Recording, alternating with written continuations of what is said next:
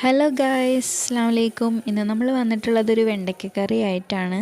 മെയിനായിട്ട് വെജിറ്റേറിയൻസ് വ്യൂവേഴ്സിന് വേണ്ടിയിട്ടാണ് ഞാനിത് ഡെഡിക്കേറ്റ് ചെയ്യുന്നത്. നമുക്ക് ഒരുപാട് നമ്മളെപ്പോഴും മസാലക്കറികൾ വയ്ക്കുമ്പോൾ എപ്പോഴും നമ്മൾ ഇറച്ചി മീനൊക്കെയാണ് ചെയ്യാറ്. പച്ചക്കറി വെച്ചിട്ടും നമുക്കതുപോലെ ചെയ്തെടുക്കാൻ പറ്റും. നമ്മളിവിടെ വെണ്ടയ്ക്കയാണ് കറി വയ്ക്കുന്നത്. ഞാനിവിടെ കുറച്ച് തേങ്ങയും വെളുത്തുള്ളിയും ഉള്ളിയും ഇഞ്ചിയും എടുത്തിട്ടുണ്ട്. അപ്പം നമുക്ക് ആദ്യം ഒരു ചീനച്ചട്ടി വെച്ചിട്ട് അതിൽ കുറച്ച് വെളിച്ചെണ്ണ ഒഴിച്ചിട്ട് ഈ തേങ്ങ ഒന്ന് വറുത്തെടുക്കണം. അപ്പം അതിന് വേണ്ടിയിട്ട് ഞാൻ വെളിച്ചെണ്ണ ചൂടായപ്പോൾ അതിലേക്ക് ഉള്ളിയും ഇഞ്ചിയും പിന്നെ കുറച്ച് വെളുത്തുള്ളിയും ഒരു 3-4 അല്ലി വെളുത്തുള്ളിയും ഒരു അരമുറി തേങ്ങയാണ് എടുത്തിട്ടുള്ളത്. ഒരു മുറി തേങ്ങയുടെ പകുതിയാണ് എടുത്തിട്ടുള്ളത്. അരമുറി തേങ്ങയാണ് എടുത്തേക്കുന്നത്. അപ്പോൾ അത് ഇട്ടിട്ട് നന്നായിട്ടൊന്ന് ഫ്രൈ ചെയ്തിട്ട് എടുക്കുക. നല്ല ടേസ്റ്റുള്ള കറിയാണ്. നമുക്ക് മസാലക്കറിയൊക്കെ കൂട്ടി ചോറ് കഴിക്കാനൊക്കെ തോന്നുമ്പോൾ നമുക്ക് ഉണ്ടാക്കാൻ പറ്റും. പിന്നെ സിമ്പിളാണ്. നമ്മളെ വീട്ടിലിപ്പോൾ ഫിഷും അതുപോലെ ഇറച്ചിയൊന്നും ഇല്ലാത്ത സമയത്ത് നമുക്ക് ഒരു 3-4 വെണ്ടക്കായ ഉണ്ടെന്നുണ്ടെങ്കിൽ നമുക്ക് കറി വെച്ചെടുക്കാൻ പറ്റും. ഇത് മാത്രം കൂട്ടിയിട്ട് നമുക്ക് ചോറ് കഴിക്കാം കേട്ടോ. നല്ല ടേസ്റ്റിയാണ്. അതുപോലെ തന്നെ വെജിറ്റേറിയൻസിന് വളരെയധികം ഇഷ്ടപ്പെടുന്നതാണ് ഇതിൻ്റെ ടേസ്റ്റും കാര്യങ്ങളൊക്കെ. അപ്പോൾ നമുക്ക് തേങ്ങ നന്നായിട്ട് ഫ്രൈ ചെയ്തെടുക്കണം.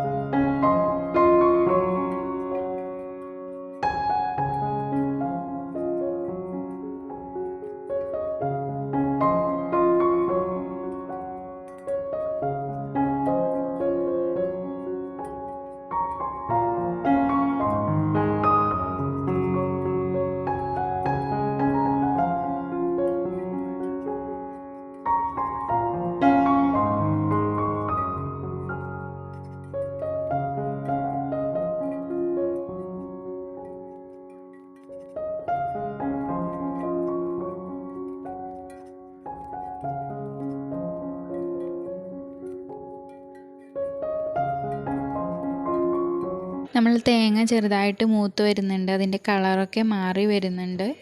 നല്ല ഒരു ഗോൾഡൻ ബ്രൗൺ കളറാവുന്ന വരെ നമുക്ക് ഫ്രൈ ചെയ്തെടുക്കണം. അത് നന്നായിട്ട് മൊരിഞ്ഞൊന്ന് വരുമ്പോൾ തേങ്ങയുടെ വെള്ളമൊക്കെ നന്നായിട്ട് വിട്ടു പോകുന്ന കഴിഞ്ഞതിന് ശേഷം നമുക്കിനി പൊടികൾ ഇട്ട് കൊടുക്കണം.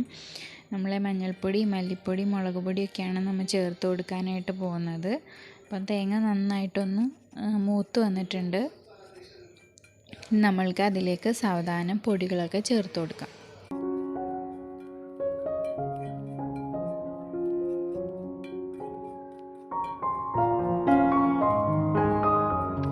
ആദ്യമായിട്ട് ചേർത്ത് കൊടുക്കുന്നത് മഞ്ഞൾപ്പൊടിയാണ്. തേങ്ങ മൂത്തതായി ഈ ഒരു ഗോൾഡൻ കളറാകുമ്പോഴാണ് നമ്മളൊരു 1/2 ടീസ്പൂൺ മഞ്ഞൾപ്പൊടിയാണ് ചേർത്ത് കൊടുക്കുന്നത്. അതിട്ട് നന്നായിട്ടൊന്ന് മിക്സ് ചെയ്ത് കൊടുക്കുക. അതിന് ശേഷം നമ്മൾ ചേർത്ത് കൊടുക്കുന്നത് മല്ലിപ്പൊടിയാണ്. മസാലയുടെ ഫ്ലേവറൊക്കെ നല്ല രീതിയിൽ കിട്ടാൻ വേണ്ടിയിട്ട് മല്ലിപ്പൊടി ഇവിടെ ചേർത്ത് കൊടുക്കുന്നുണ്ട്. അതിവിടെ ഒരു 1.5 ടേബിൾ സ്പൂൺ മല്ലിപ്പൊടിയാണ് ചേർത്ത് കൊടുക്കുന്നത്. അതോടൊപ്പം തന്നെ നമ്മൾ മുളക് പൊടി ചേർക്കുകയാണ്. മുളക് പൊടി ഇവിടെ ഒരു 1/2 ടീസ്പൂൺ മുളക് പൊടിയാണ് ചേർക്കുന്നത് കേട്ടോ. നന്നായിട്ട് മിക്സ് ചെയ്തെടുക്കുക. മസാല ശരിക്ക് തേങ്ങ അങ്ങോട്ട് മൊരിഞ്ഞ് അതോടൊപ്പം തന്നെ ആ പൊടികളുടെ പച്ചമണമൊക്കെ മാറുന്ന വരെ ഫ്ലെയിം കുറച്ചിട്ടിട്ട് നമ്മൾ പൗഡറുകളൊക്കെ ആഡ് ചെയ്യുക. നമ്മളുടെ അല്ലെങ്കിൽ പൊടി കരിഞ്ഞു പോവും. പിന്നെ തേങ്ങയും നല്ല മൂത്ത് കിടക്കുകയാണല്ലോ, അപ്പോൾ നല്ല ചൂടുണ്ടായിരിക്കും. പൊടികൾ കരിഞ്ഞു പോകാത്ത രീതിയിൽ നല്ല രീതിയിൽ ഇളക്കി യോജിപ്പിച്ചെടുക്കാം. ഫ്ലെയിം ആവശ്യമില്ലെങ്കിൽ ഓഫ് ചെയ്യാം. ഓവറായിട്ട് ഫ്ലെയിം ഉണ്ടെന്നുണ്ടെങ്കിൽ ഓഫ് ചെയ്തിട്ട് മിക്സ് ചെയ്തെടുത്താലും മതി. നന്നായിട്ട് മിക്സ് ചെയ്തതിന് ശേഷം നമുക്കതൊന്ന് ചൂടാറിയിട്ട് അരച്ചെടുക്കണം. നല്ല മഷി പോലെ അരച്ചെടുക്കണം. അപ്പോൾ അതിന് വേണ്ടിയിട്ട് നമുക്കത് ഇളക്കിയിട്ട് മാറ്റി വയ്ക്കാം. ഇനി അടുത്തതായിട്ട് നമ്മൾക്ക് ചെയ്യേണ്ടത് എന്താണെന്ന് വെച്ചാൽ നമ്മളുടെ വെണ്ടയ്ക്കേനെ ഒന്ന് ഫ്രൈ ചെയ്തെടുക്കണം.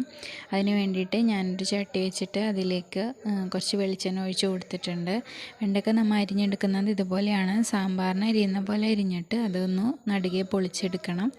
അപ്പോൾ അതൊന്ന് വെറുതെ ഒന്നുമില്ല, നമ്മൾ ജസ്റ്റ് അരിഞ്ഞിട്ട് ഫ്രൈ ചെയ്തെടുക്കുകയാണ്. ഉപ്പൊന്നും തേച്ചിട്ടില്ല, ജസ്റ്റ് അതിൻ്റെ ആ ഒരു ഉറപ്പ് കിട്ടാനൊക്കെ വേണ്ടിയിട്ടാണ്. നല്ലൊരു ഫ്രൈ ചെയ്യുമ്പോൾ അതിൻ്റെ ഒരു സ്പെഷ്യൽ ഫ്ലേവർ വരും നമ്മളുടെ കറിക്ക്, ഫ്രൈ ചെയ്തിട്ട് കറി വയ്ക്കുമ്പോൾ അതിനും കൂടി വേണ്ടിയിട്ടാണ്. അപ്പോൾ വെളിച്ചെണ്ണ നന്നായിട്ട് ചൂടായതിന് ശേഷം നമ്മളുടെ വെണ്ടക്കായ ഇട്ടിട്ട് ഫ്രൈ ചെയ്തെടുക്കുകയാണ്. കരിഞ്ഞു പോവാതെ നല്ല രീതിയിലൊന്ന് ഫ്രൈ ചെയ്തെടുക്കുക. നന്നായിട്ടൊന്ന് മൂത്ത് വരുമ്പോൾ നമുക്കത് കോരി മാറ്റിയിട്ട് ഒരു ബാച്ചും കൂടിയും ഫ്രൈ ചെയ്യാനുണ്ട്, അതുകൂടിയും ഫ്രൈ ചെയ്തിട്ട് നമ്മൾക്ക് നീക്കി വയ്ക്കാം. അപ്പോൾ അതൊന്നും മൊരിഞ്ഞ് വന്നിട്ടുണ്ട്. അടുത്ത ബാച്ച് നമ്മൾക്ക് ഫ്രൈ ചെയ്യാനായിട്ട് ഇടാം. വളരെ സിമ്പിളായിട്ട് ചെയ്യാൻ പറ്റുന്ന ഒരു റെസിപ്പിയാണിത്. എല്ലാവർക്കും ഇഷ്ടപ്പെട്ടെങ്കിൽ നിങ്ങൾ ലൈക്ക് ചെയ്യുക, എല്ലാവരും ട്രൈ ചെയ്ത് നോക്കണം. നിങ്ങൾ ആദ്യമായിട്ടാണ് എൻ്റെ ചാനൽ കാണുന്നതെങ്കിൽ ഒന്ന് സബ്സ്ക്രൈബ് ചെയ്ത് സപ്പോർട്ട് ചെയ്യണം, ലൈക്ക് ചെയ്യണം, ഷെയർ ചെയ്യണം, നിങ്ങളുടെ അഭിപ്രായങ്ങൾ കമൻറ്റ് ചെയ്യണം. എന്തൊക്കെ മാറ്റങ്ങളാണ് വരുത്തേണ്ടത് എന്നുള്ളതൊക്കെ നിങ്ങൾ പറയുകയാണെന്നുണ്ടെങ്കിൽ അതനുസരിച്ചിട്ട് ഞാൻ വീഡിയോസ് ചെയ്യാം. നിങ്ങൾക്ക് ഏതെങ്കിലും റെസിപ്പികൾ കാണാൻ ആഗ്രഹമുണ്ടെന്നുണ്ടെങ്കിൽ അത് ഞാൻ അപ്ലോഡ് ചെയ്യാം. അപ്പോൾ നിങ്ങളുടെ സജഷൻസൊക്കെ എന്നോട് പറയുക. നമ്മളുടെ വെണ്ടയ്ക്കകൾ നമ്മൾ ലാസ്റ്റ് ബാച്ചും കൂടിയും ഫ്രൈ ചെയ്തെടുത്തു. ഇനി നമ്മൾ ആ വെളിച്ചെണ്ണയിലേക്ക് തന്നെ നമ്മൾ കുറച്ച് തക്കാളി, ഇത് ഞാനൊരു ചെറിയ തക്കാളി ആയതുകൊണ്ട് ഞാനിവിടെ ഒരു 3 തക്കാളി ഞാൻ എടുത്തിട്ടുണ്ട്. അപ്പോൾ 3 തക്കാളിയെ നമുക്ക് എന്ത് ചെയ്യാം, നന്നായിട്ടൊന്ന് വഴറ്റിയെടുക്കണം. നന്നായിട്ടൊന്ന് ഉടഞ്ഞ് കിട്ടണം തക്കാളി. നമ്മളിപ്പോൾ ഇതിലേക്ക് തന്നെ കുറച്ച് മുളക്, ഒരു 4 ചെറിയ മുളകാണ്, കാന്താരി മുളക് പോലത്തെ മുളകാണത്, നല്ല എരിവുണ്ട്. അപ്പോൾ അതുകൊണ്ട് തന്നെ ഞാൻ മുളക് പൊടി അഡ്ജസ്റ്റ് ചെയ്താണ് ഇട്ടിട്ടുള്ളത്. നമ്മൾ നോർമലി വാങ്ങിക്കുന്ന നീളമുളകാണെന്നുണ്ടെങ്കിൽ അത്രയ്ക്ക് എരിവുണ്ടാവില്ല. അപ്പോൾ മുളക് പൊടി നമ്മൾ തേങ്ങയിൽ ചേർക്കുമ്പോൾ അതിനനുസരിച്ച് അഡ്ജസ്റ്റ് ചെയ്തിട്ട് ചേർക്കുക. ഈ മുളക് ചേർക്കുന്നതുകൊണ്ട് തന്നെ നല്ല എരിവുണ്ടാവും, അതുകൊണ്ടാണ് ഞാൻ മുളക് പൊടി കുറച്ചിട്ട് ചേർത്തത്.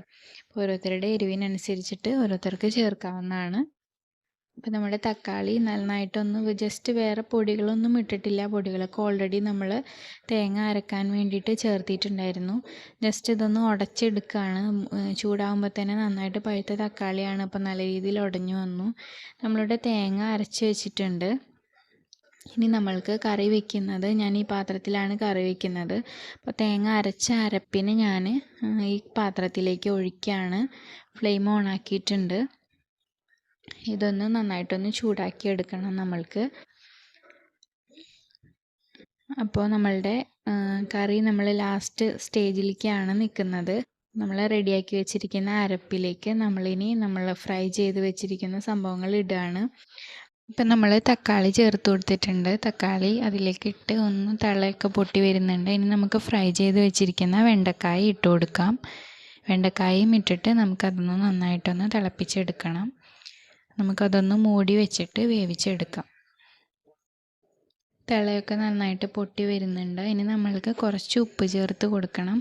നമ്മൾ ഉപ്പ് ഇതുവരെയും ചേർത്തിട്ടില്ല, അപ്പോൾ അതുകൊണ്ട് നമ്മൾ കറിക്ക് ആവശ്യമായിട്ടുള്ള ഉപ്പ് ഓരോരുത്തരുടെ പാകത്തിനനുസരിച്ചിട്ട് നമുക്ക് ചേർത്ത് കൊടുക്കാം.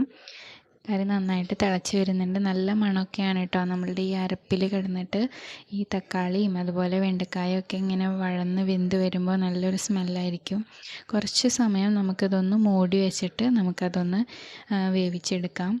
ഇതൊന്ന് ഇപ്പോൾ നന്നായിട്ട് തിളച്ച് വരുന്നുണ്ട്. ഞാനിപ്പോൾ കുറച്ച് നേരം അതൊന്ന് മൂടി വയ്ക്കുകയാണ്, നെയ്യൊക്കെ ഒന്ന് തെളിഞ്ഞ് കിട്ടാൻ വേണ്ടിയിട്ട്.